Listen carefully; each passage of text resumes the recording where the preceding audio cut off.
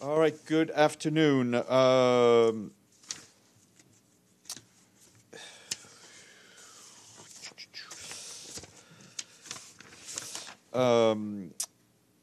After you're done with me, my guest will be Assistant Secretary General for Human Resources Management, Marta Elena Lopez. She'll speak to you about the recently completed UN staff survey.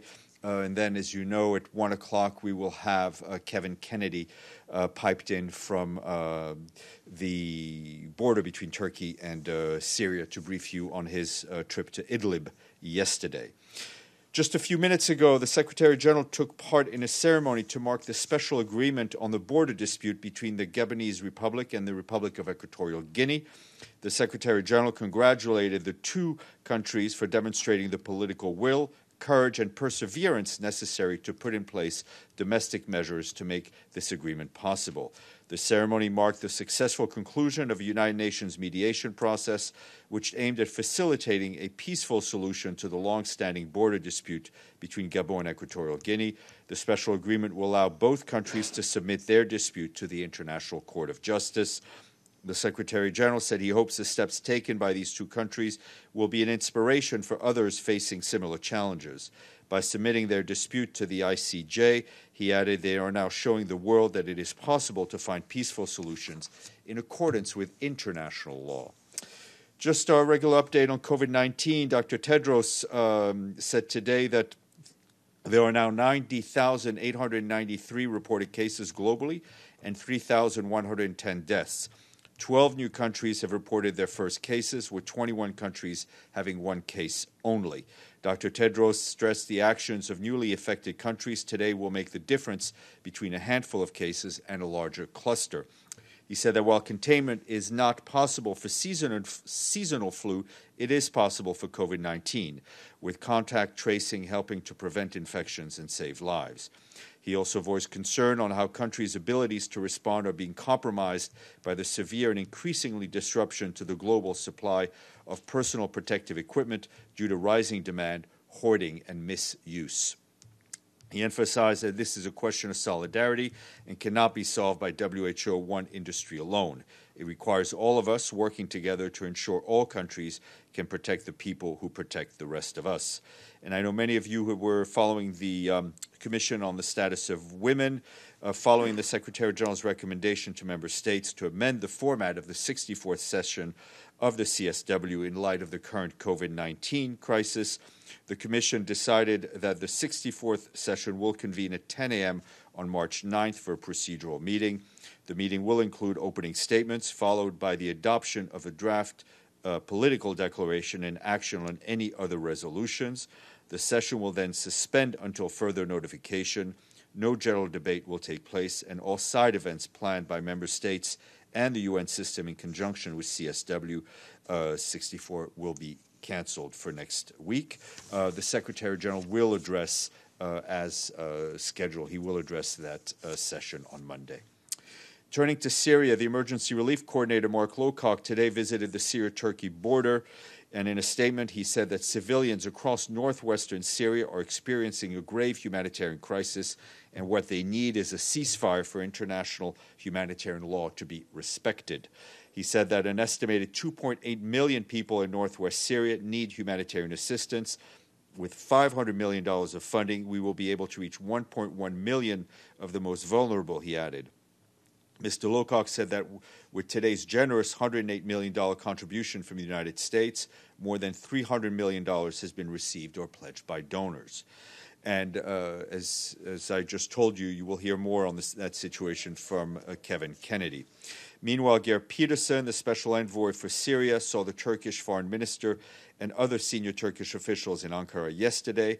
Mr. Pedersen is now in Cairo to brief foreign ministers of the League of Arab States on the situation in Syria. He continues to strongly underline the desperate need for an immediate ceasefire and protection of civilians. Beyond that, what is needed are arrangements for Idlib that could ensure some stability and help create more conducive conditions for political process. Mr. Pedersen today announced that the appointment of Marianne Gasser of Switzerland as the head of the envoy's office in Damascus. Ms. Gasser has had a long career with the International Committee for the Red Cross, including its head of delegation in Syria. This just in. Great. Back here, Janine Hennis-Plaskert, the Secretary General's Special Representative for Iraq, spoke to the Security Council, and she told the council members that the country's political leaders and communities will have to step up to the plate, placing the country's interest above all else. She discussed the recent killings and attacks on protesters, saying these abhorrent human rights violations are ongoing and fly in the face of all that is decent. She said they have no place in a democracy, any democracy, and it is therefore imperative to put an end to these abuses and bring the perpetrators to justice. She added that Iraqi leaders must dismantle or formally integrate their armed entities under full state control without delay, adding that after 5 months of protest and many injured and killed, it should be clear that peaceful protesters, backed by a silent majority, will not budge from their aspirations. The special representative also told council members that the ongoing political indecision and dissension in Iraq do not give cause for immediate optimism. She said the Iraqis must find strength in diversity, recognizing a cohesive society as more than the sum of its parts. And UN agencies and their partners today launched an appeal for $877 million to help some 855,000 Rohingya refugees in Myanmar who are in Bangladesh, as well as more than 440,000 vulnerable Bangladeshis in the communities that are generously hosting these refugees. More than half of this funding will go towards vital services and assistance such as access to food, shelter, water, and sanitation. This marks the third year of exile for most Rohingya refugees in Bangladesh. They are clear that they want to return home, but only when they and their families will be safe, can access basic rights, and see a pathway to citizenship in Myanmar. Turning to Libya, our humanitarian colleagues tell us they are deeply concerned about the escalation of fighting around Tripoli since the end of February. On March 1st, shelling in Ain Zara reportedly killed a child and injured 3 civilians, and shelling around Mitiga Airport on February 28th hit an ambulance affiliated with the local hospital and prompted the evacuation of the hospital.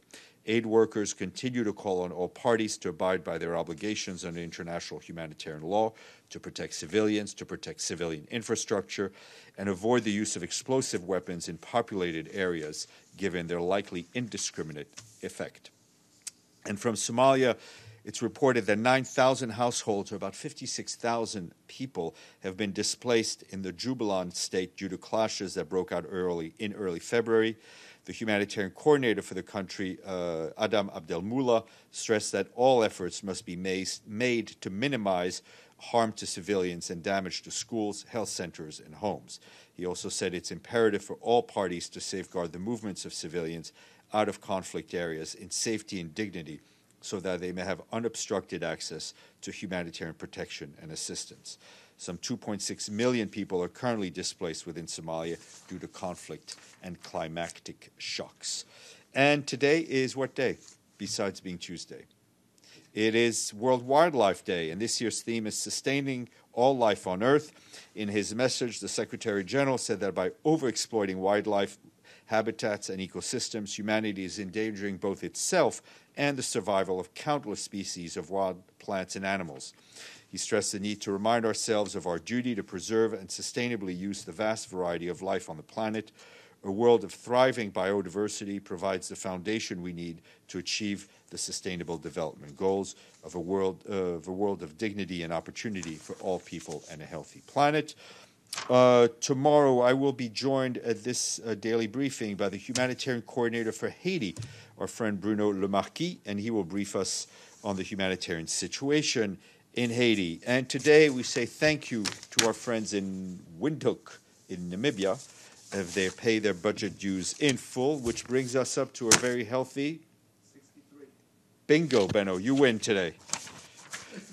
Do you have a question? No. Oh, excellent. Yes, sir. Thank you, Steph. With regard to Mr. Salama's resignation, that first was announced on Twitter. I later learned that there was an email sent to the Secretary General. I need to have a feel, how does the Secretary General feel at this stage? He was personally involved in this issue for quite some time. with the latest German initiative and resolution and the Berlin meeting, now we obviously reach to a failure / stalemate. Is it a failure or a stalemate? And what is the plan B? Since the old process is not working. We're not characterizing this as a failure. Mr. Salamé indicated, for the reasons he made public, and the same reasons he shared with the Secretary General, his wish to step down. Our focus right now is on the transition. We'll be discussing that transition with Mr. Salamé. We don't want to lose the gains that have been made. There, of course, have been challenges. Unfortunately, as you see, the fighting is continuing. Civilians, are getting killed. Ambulances, hospitals are getting hit, which is completely unacceptable. But there's no plan B but to move forward, and that's what the Secretary General intends to do. Follow up, please. Numbers of casualties, totally agree. It's staggering. Violation of international humanitarian law became part of the daily activities in Libya. To what point that there would be either on the Secretary General can use Article 99 and come to the Security Council and say we need application or enforcement of Chapter 7 or Article 7? Libya is front and center on the Security Council's agenda already. What we need are people to respect the resolutions passed by the Security Council. What we need are people to respect the arms embargo. Libya does not need more weapons, right? Libya needs a political process that's supported by the international community, and we will continue to work towards that goal. So no indication of any intention to bring the Chapter 7? I think I've just answered your question. Ibtisam. I have two questions. The first one on Yemen, and there are some media reports regarding U.S. and other European countries' pressure on the UN not to in order to suspend aid in Houthi-controlled areas. Can you confirm that, or do you have any comments? I'm not in business of confirming media reports. I think the article referred to talked about the U.S. position, so that's not for me to speak to them. What I can tell you, and it's been clear, and we've said so publicly, is that over the past we've had in Yemen a number of constraints on our ability to deliver aid, notably in northern Yemen, which has made our work more difficult. This impacts aid delivery and everything that goes with it. We all agree that I think over the last few months these restrictions have made our work more difficult and have made sometimes untenable. We've had discussion on this issue with our donors, notably during the Brussels meeting. We've kept them up to date. We've briefed them on the work that we're doing, whether it's on recalibrating the programs and other actions that we've taken. We've also intensified, in order to overcome these challenges, we've intensified our discussions and have very frank discussions with the de facto authorities, conveying the seriousness of the concerns we're facing and what the impact could be. And I think we've also appreciated the directive engagement of some of our key donors on this fact. We've seen some progress because of these discussions, notably the cancellation of the proposed 2% tax and other bureaucratic procedures that slow down the delivery of aid. This is encouraging. We hope that this trend continues. I would refer you, and I think you all saw what Mark Lowcock said in the Security Council recently, and he was very clear that verbal commitments in themselves are not enough, but that we actually need to see the proof in how we operate on the ground. And then the other thing we're obviously working on is the need to recalibrate the delivery of aid if the commitments made don't allow us to work with our basic humanitarian principles, which is that humanitarian aid should be free of any political constraints, and it should be impartial, and it should be needs-based. If you recall, in the past, we have taken some difficult decisions to scale down assistance when the right operating environment was not in place. I don't think anyone wants us to go back to that situation. We do not want to have these discussions in place. Our commitment to deliver humanitarian aid continues unabated. That was a long answer. No, that's great. Finally, we're getting good long answers. Finally, yeah. Okay, I have another question regarding Syria. So you quoted Mr. Locke saying that in Idlib there is a need for ceasefire. And my question is, the U.S. envoy, or Mr. The U.S. Special Envoy regarding Syria, Mr. It's okay, don't worry. Jeffrey, yes. Said that the U.S. will be providing Turkey with the ammunition for Idlib. So what's your comment if you put this in the perspective? Our comment to all the parties remains the same, that what we need is an immediate ceasefire, an immediate cessation of hostilities to get the humanitarian aid. You're about to hear a first-hand account of what the situation in Idlib is, and I think given what I expect Mr. Kennedy to say, it will be clear what is needed to help the people in Idlib. Yes, sir, and then we'll go to Evelyn. Thank you. Thanks for the lengthy comments on Yemen. Quick follow-up on that. Is it correct that there's a Pompeo-Guterres meeting about that on March 6th? It is correct that we expect Mr. The Secretary of State, to see the Secretary General on Friday. The meeting is at the request of the United States, so you'd have to check with them on the issues that they want to talk about. I'm sorry? At the UN or at the State Department? Here in New York. Yeah, thanks for that. And I do have a question on the UN Commission of Inquiry on Syria. They released their report yesterday. Right. Sometimes the stuff comes out of Geneva, you guys keep it at arm's length, sometimes you accept it. But the key finding from the report, the Russian warplanes did a double-tap strike on a market last July, 43 civilian deaths, and a refugee camp in August, 20 civilian deaths. Those two things, does the SG, do you see those as established facts now, that Russian warplanes did that? I think the work of all the independent commissions that have been set up by the Human Rights Council, whether it's on Syria, whether it's on Myanmar and other places, are a critical part of the puzzle in terms of establishing what is going on in Syria. Evelyn, and then we'll... Thanks. On CSW, are they going to, on Monday, adopt resolutions also? They will adopt a political declaration. That's it. That's as And far have as they- any other resolutions they see fit. Right. And any plans for future meetings? That what is clear is that there was, I think, discussion about rescheduling it later on in the year. Two things: one, we don't know what's going to happen with the COVID-19. Second, the calendar of events, the calendar of conferences being held at the UN is decided by member states. So if they want to reschedule, the member states have to decide. If there's a conflict, then some other part of member states will have to decide to move that. We will accommodate, do our best to accommodate whatever the member states decide.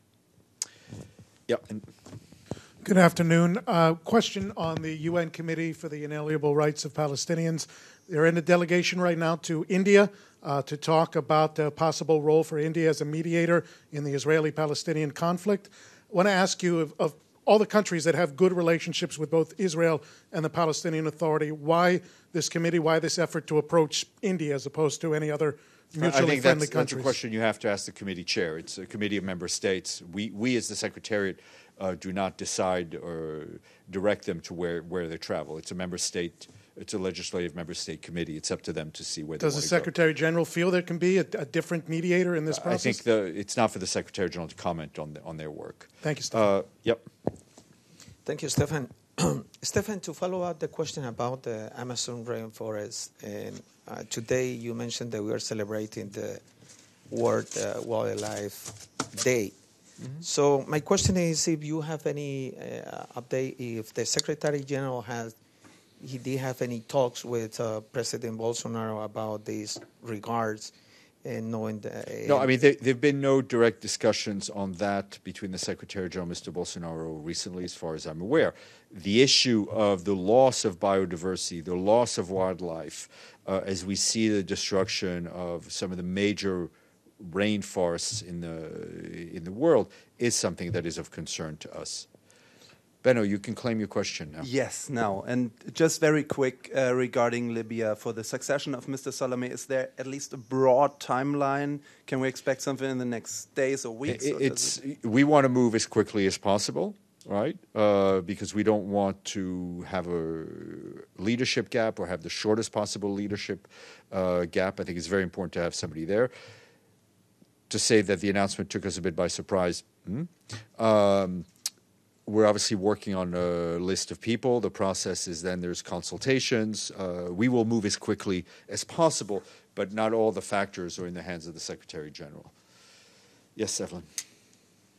Is there any update from UNHCR or anyone else on the Syrian refugees pushing from Turkey to Greece? No, I have nothing than what we said yesterday.